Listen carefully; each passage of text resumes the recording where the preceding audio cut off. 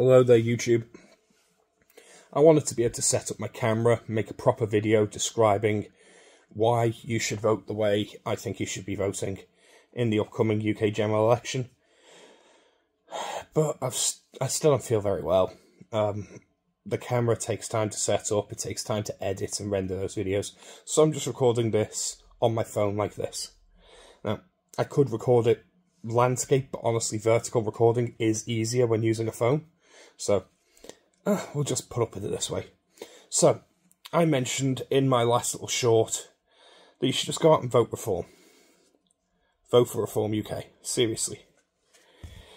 There's a reason you should be voting for Reform UK, and that is because our current political climate is filled with fraudsters. And they are liars, they are cheaters, they are fraudsters.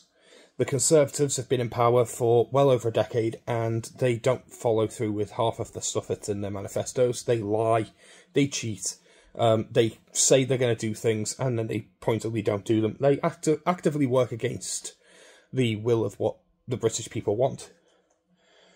So, don't trust them. But that's not really going to be an issue. Like, the Conservatives have already lost. We know this. So, what really do we need to focus on? We need to focus on why Labour should not be getting a massive landslide.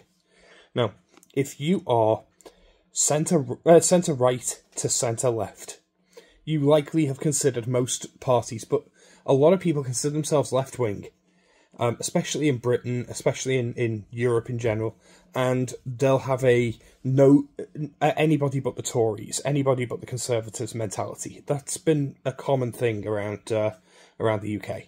Now, I consider myself moderately left-wing, classically left-wing. Now, in a European sense, that means that I want things like public ownership of the infrastructure, the trains, the energy systems, a decent welfare system, decent well-funded NHS, that kind of thing. I want decent housing, various different elements of social cohesion. I want them to be built together. Now, Reform actively want to push these things. You'll be surprised how much of the Reform UK contract, that they released a contract with the people rather than a manifesto, it's the same thing though, is moderately left by most people's standards. They want to do a 50% ownership of the energy and transport systems, which is a fantastic idea. They want to build more homes on brown sites, and they do want to help working class people by raising the levels of tax for those on the lowest incomes, so that they pay lower taxes, so that you can earn a higher minimum before you have to start paying taxes. This will benefit working class people and will not benefit the rich, which is why Reform UK are not Tories. They are small c Conservatives, but they are not Tories. Now, what do I mean by small c Conservative? What I mean is that they want to conserve the British way of life. They want to be fiscally responsible. They want to make sure that it's still worth it for you to go out to work, that it's still worth it for you to build a small business. They want to help you to be innovators. They want to use proper free market capitalism to help raise people out of poverty. This is a good thing. They are still conservative in that regard. They are also pointedly anti-woke. This is good. Left-wing politics has been largely usurped and replaced with progressive politics, instead of left-wing politics now being about housing and healthcare and making sure that people have a decent standard of living, a decent baseline standard of living. Now it's all about identity and how offended you are. Reform are the only party who are not pushing progressive nonsense, and that includes the Conservatives. So, unless you want that, you need to vote Reform. Reform also represents the most likely method by which we will get proper proportional representation. The British electoral system is based around a first-past-the-post system, which is notoriously terrible for giving us proper fair elections. So why should you vote for reform? Because we need to reform the voting system. The voting system is not fit for purpose. It props up the two big parties, well, one big, one floundering party. It gives parties like the SNP on less than 4% of the vote an incredible amount of power that they shouldn't have. And it means that parties can have 20 to 25% of the vote and still have 0 seats. UKIP managed to come third place in one election. They got more votes than the Lib Dems. They had 0 seats, not a single seat. They only ended up with any seats in the Commons because of defections from other parties. So you can have a party that has earned seats, that has earned enough votes that should have seats, and have 0 seats. This means this system is not representing the people. It's representing an establishment where the borders are drawn and the establishment infrastructure is already placed so that the parties that already have power retain power. This is not a good system. We need to change it. And I would say what that means is, while I say vote reform, if you are in a seat where Reform are not in first or second in the opinion polls, and instead Liberal Democrats or Greens are in a position to win that seat, vote for them instead. I don't like the Liberal Democrats in the slightest, by the way. I think the Liberal Democrats are a genuinely bad choice. But the Liberal Democrats also want to reform the voting system, as do the Greens. So having them in power, having a couple more seats that would also support voting reform, means we'll end up with a fairer voting system in the future. We can work together to achieve that goal. So that's where I would say the vote should be at the moment. There is also one other thing that Labour cannot be allowed to get away with. They want to effectively corrupt the voting system by allowing 16 and 17-year-olds to vote. Now, I'm not saying that all teenagers are stupid, but I was stupid when I was 16 and should not have been allowed to vote. And I wasn't. Most 16-year-olds don't know what they're talking about when it comes to politics. Most 18-year-olds don't, frankly. And this is proven by the fact that if you look at what teenagers do, they almost always vote extremely left in every single election, in every country. Americans, they will always vote Democrat.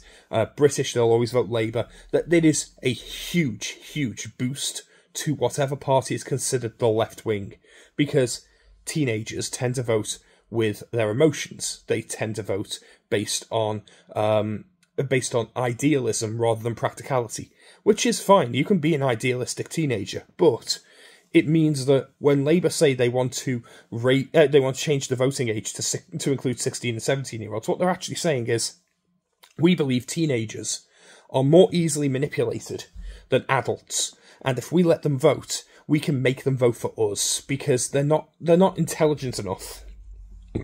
They're not worldly wise enough. They're not experienced enough to know that we're hoodwinking them. That's what they're saying. They're saying that they can convince children to be manipulated and vote for them. And that's why they want to change the voting system. They don't want a fair voting system. If they did, they'd vote for some kind of proportional representation. But they want kids to be able to vote for them. Sounds a bit sus to me, don't you think? So, I say we vote for Reform. The Reform want to do a lot of good, but their biggest issue, and it is the big issue of this election, is immigration. Immigration is the most important issue in Britain right now, because whilst the Tories have been saying for years now that they're going to bring down immigration, they haven't. It's gone up a very, very steep amount. Every time we have mass immigration, we're a small island nation. We end up with millions of people who then need housing and hospital places and jobs. And a lot of the people who are coming in are claiming asylum, and they are claiming benefits. They are using spaces in our hospitals and our housing system in order to get preferential treatment that should be going to British people. This means that the whole system falls like a house of cards, because we don't have the infrastructure to suddenly take in the weights and straights of the entirety of the bloody world. We can't take in everyone. It doesn't work that way, and we're taking in millions. Now, if we had immigrants that were coming in, starting businesses, getting decent jobs, paying into the system. No one would be complaining about that. The immigrants that come in and work as doctors or engineers, right, they are very welcome. Everyone's happy to welcome them. It's when someone comes in and gets a entry-level job that could have gone to a British teenager straight out of school, and then they bring over their parents and their kids and their wife and no one else, and they live in a ghetto on the edge of town where they don't integrate with British culture, and then they, when the election comes, they have their whole family register for postal votes, because they're usually of a culture where the man in the family makes all the decisions, so they take all the postal votes, and the one man will vote for everyone in the family. This does happen. There are Muslim homes where they will all take a postal vote, because under British law, the women get to vote, but under Muslim law, they don't. So the man will vote on behalf of all of them. This happens, and it should be illegal. There is a reason why these people want to vote for Labour. It's because Labour, they pander to the immigrant populace. They pander to immigrant status. They pander to bringing more immigrants over. And they pander to the idea of Islamophobia. Even though they are very progressive and very left-wing, they will still push Islamic ideas as something that we can't argue against, something we can't criticise. It's bizarre to me that a Muslim family, which will have a very, very conservative family life, would vote for Labour, but then you have to realise what Labour is doing for them. The fact is, British values need to be protected, and the way you protect them is by not allowing these ghettos to form, not allowing people to come over and form these little sects on the edges of cities where they live a different lifestyle to the rest of us. If they want that, they can stay where they are. Most of them are not fleeing a war zone. Most of them are fleeing France, which admittedly, since the Le Pen election, is now a war zone, but most of them are freeing France, which up until this week was not a war zone. We should be voting for reform. Look at their policies. Actually look at what they push. They are wanting to help the working class. They are wanting to help the general public. They want to reform the system to make it fairer. You can tell that they want to, because it's in their interests too. They don't have anything built up into the system like Labour and the Tories do. They want the system to remain the way it is because it benefits them. Don't let it. Vote for reform. Let's kick out the Tories. Let's get rid of those lying bastards. But let's not give Labour free rein. Labour should be held to account as well. They are just as bad, if not worse, in some places. Where Reform are currently in second place, vote for Reform. Give them a chance to actually reform the system. And where Reform don't stand a chance, where there's a Lib Dem or a Green standing that can overthrow this potential Labour landslide, vote for them instead. Because at the very least, if all we get is a few extra Green or Lib Dem seats out of that, that's a couple more voices that are going to push for proper proportional representation and a fair electoral system in the end. So, that's what I've got to say. Go out and vote tomorrow. Good luck. Let's see if we can make it out at the end of this with a decent political system. Vote for reform.